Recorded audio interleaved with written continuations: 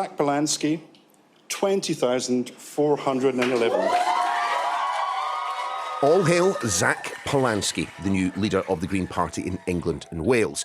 He wants to challenge both Labour and Reform with his brand of eco-populism.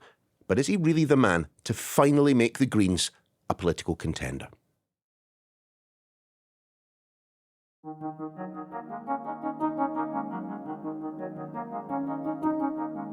Hi everyone, Niall Paterson here with the Sky News Daily, and today we're talking about the fresh-faced new leader of the Green Party, Zack Polanski. Now, he's not without some political experience. Currently he sits on the London Assembly, that elected body that scrutinises the activities of the capital's mayor. But he's certainly ambitious. His eyes have long been set in the Commons where, let's not forget, the Greens already have 4 MPs. But those opposition benches, they're pretty crowded already.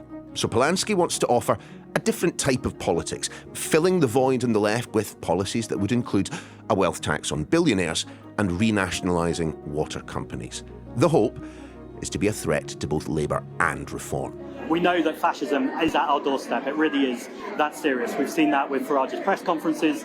We've seen it with the constant capitulation by Keir Starmer to the right. And actually, I want to make sure that Keir Starmer is more worried about the Green Party than he is about reform. Now, someone who can tell us a lot more about Palanski and his politics is George Monaghan, commissioning editor at the new Statesman. He's certainly no career politician. He's born in Salford, 1982. Smart guy, gets a scholarship to the grammar school, studies at university in Wales, and then he sort of becomes Zack Polanski around the end of school, university. He literally becomes Zack Polanski. Before then, he was called David Paulden, but his family had adopted the name Paulden when they were emigrating. He wanted to reassert his Jewish identity, so he restored the old family name of Palanski and took a more Jewish forename in Zack. Then, after his Aberystwyth course in Wales, he went to drama school in Georgia, and then he kind of gets into the colourful stuff. He's a kind of immersive actor, so he does spooky stuff like Tower of London Experience. I think probably being one of those guys who jumps out at you.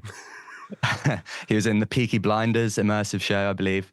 But he was also doing kind of good, wholesome stuff, such as practicing job interviews with homeless people or letting downtrodden renters practice challenging their landlord for a better deal, and he would play the opposite part. Of course, it wasn't the Greens that were his first political party, was it?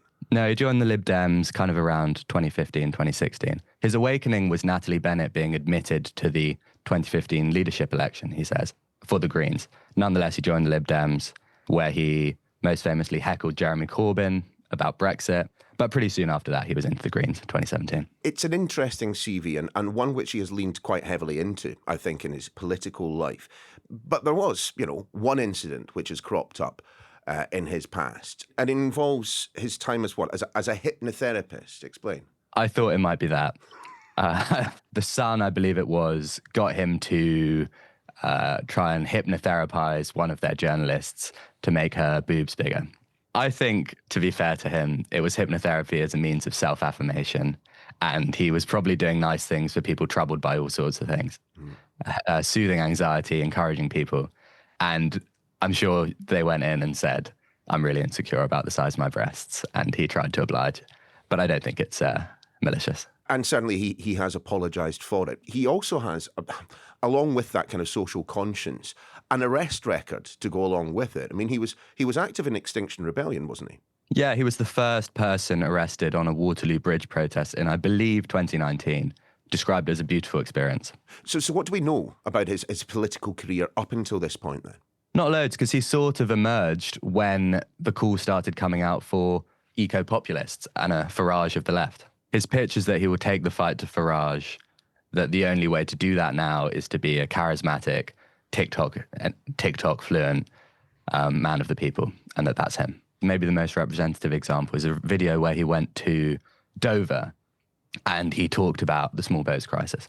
And that was sort of the model of eco-populism for a few reasons. In the first place, he went directly to the battleground of Farage, here where people look out and see boats coming in.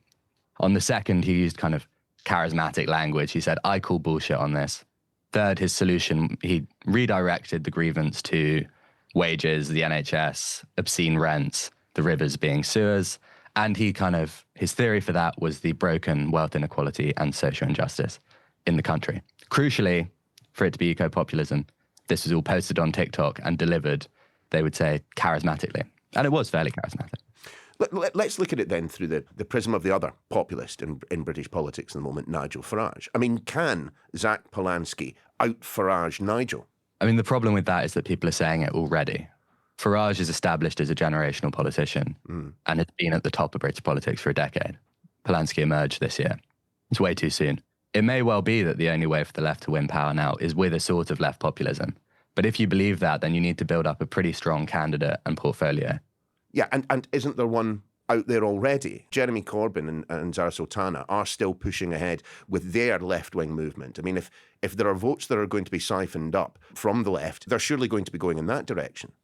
Yeah, Corbyn's a titanically successful left populist. I think he brought in, was it 12.8 million votes in 2015? Mm-hmm. For a while under him, Labour was the biggest, by numbers, political organisation in Europe. The problem for Palanski is that, as opposed to the other Green candidates, he's basically signalled a willingness to align with Corbyn. But it's hard to see how align means anything other than get swallowed by. Explain then, over the course of the months that you have experienced, have kept an eye on Zack Polanski. I mean, what do you make of him? There's not quite the instant magic that you see with Farage or with Corbyn or even with Boris Johnson or Trump, those populists that you really can't look away from. But, you have to start where you are. Palanski's massively improved the Greens' prominence and the enthusiasm within the party for action. It could be a Green moment. The area to the left of Labour is, fairly young, and the Lib Dems aren't really kind of TikTok fluent in the way that Zack Polanski is trying to be. So yeah, there's loads of space to the left of Labour. Of course there is. They're a kind of centrist party, or centrist government at the least. Does Nigel Farage have something to fear from Zack Polanski? Not yet.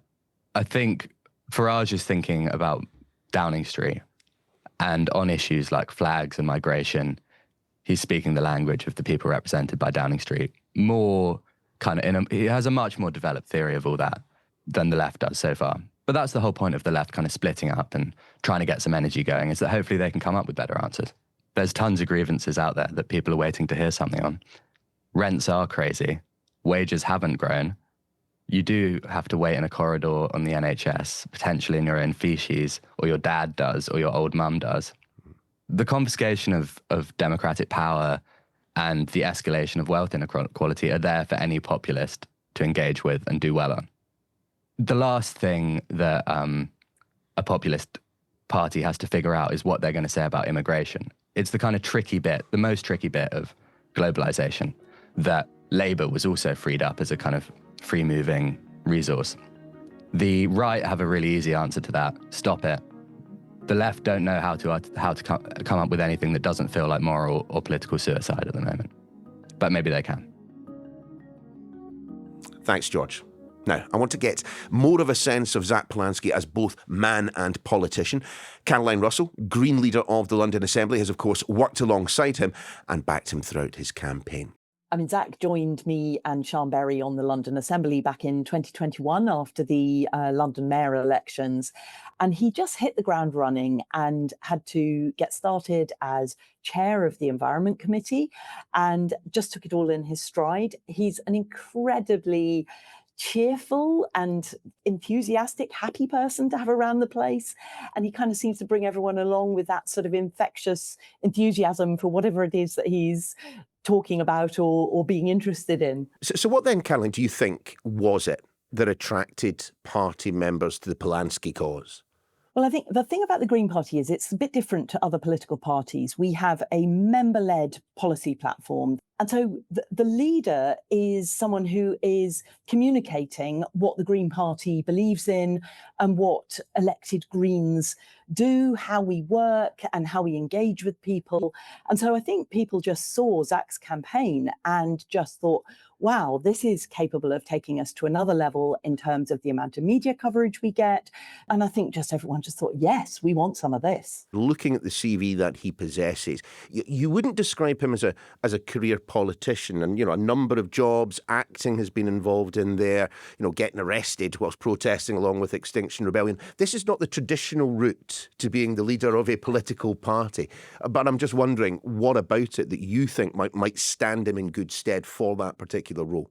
It means that he's very connected, the sort of having been an actor, having live on pretty low incomes, living a bit sort of hand to mouth, one job to the next. So he's got a real lived experience of that. So very connected with people and causes. That sort of non-traditional political background is something actually that many Greens have, and an awful lot of us have been arrested for things over the years. So it's not actually that unusual, because we do stand by our principles. Leadership campaigns, no matter the political party, they can get a little bit hard-edged at times. There have been some gaps revealed within the party. What does he have to do to reunite the divide that did emerge to an extent during this leadership campaign? What you saw on the day of the election and the warmth with which Ellie and Adrian greeted Zack and his win, I think the whole party we're a team, we work together, and that is a sort of real Green value. Like on the day of the announcement, I was at City Hall in Economy Committee, making sure that the Green Assembly members were still doing their thing. We work as a team, we do stuff for each other, and so I really struggle to recognise that gap that you're talking about. I suppose it is the gap when it comes to the strategy which the party will deploy moving forward. Obviously now you have a degree of parliamentary representation that you've not had before, but there are other parties snapping around the edges of British politics, and I'm just wondering how the Greens deal with, let's name it, the reform issue.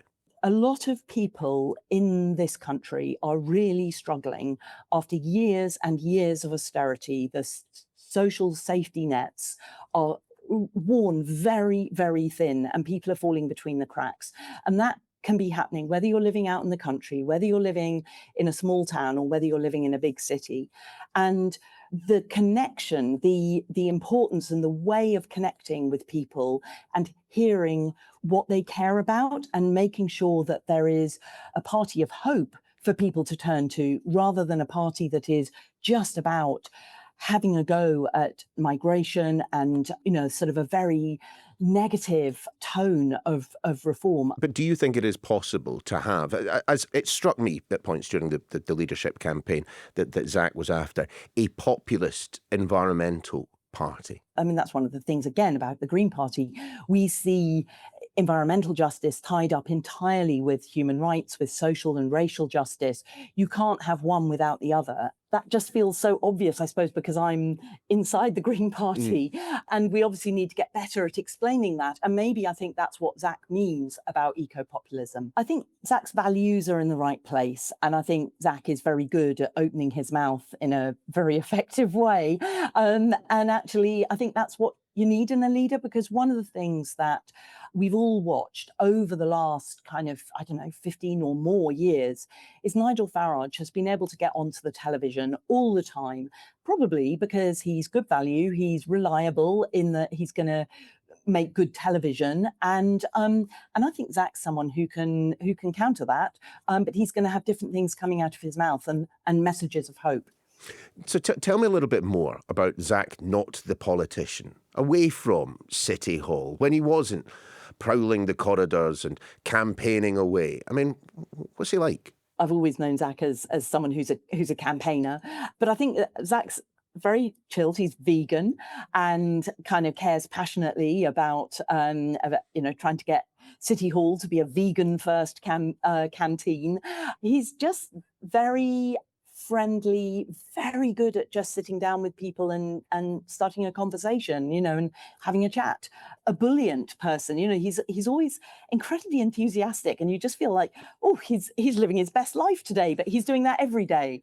And so I think that's how I describe Zack, and I cannot believe his energy and his stamina as he's gone through this campaign and now this last few days of whirlwind since the result. Just in terms, though, of the politics, do you see the battle? And there clearly is a battle for votes going on up and down the country right now, driven by the reform phenomenon. I mean, do you see yourselves as in competition for the same votes that reform are sucking up? I think there will be people who who do vote for the Green Party who might have gone to reform, if they encounter the Green Party and the messages of hope and the sort of practical solutions to everyday problems, I think we may well find voters from the same pool. But I think it's actually, this idea that voters belong to a particular party, it's up to political parties to encourage voters to vote for them and for their policies. And I think what we've seen over this last bit, we've been through years through leading up to the Brexit campaign and right through to the last election, we've been through a period of very binary politics where it's, vote Labour to keep the Tories out or vote Tory to keep Labour out. And actually what we're seeing now is that the smaller parties can focus and can break through. And I think that means that that kind of old binary politics going between Labour and Conservative has had its day. And actually, we're going to see voting feeling very different. Caroline, thank you. That's all for this week. If you missed any of our episodes on banning phones in schools, Kenny Badenoch's plans to drill oil and gas in the North Sea, or even asylum seekers in Nuneaton, all you have to do is scroll back in your feed. The Sky News Daily is back again Monday. Have a lovely weekend.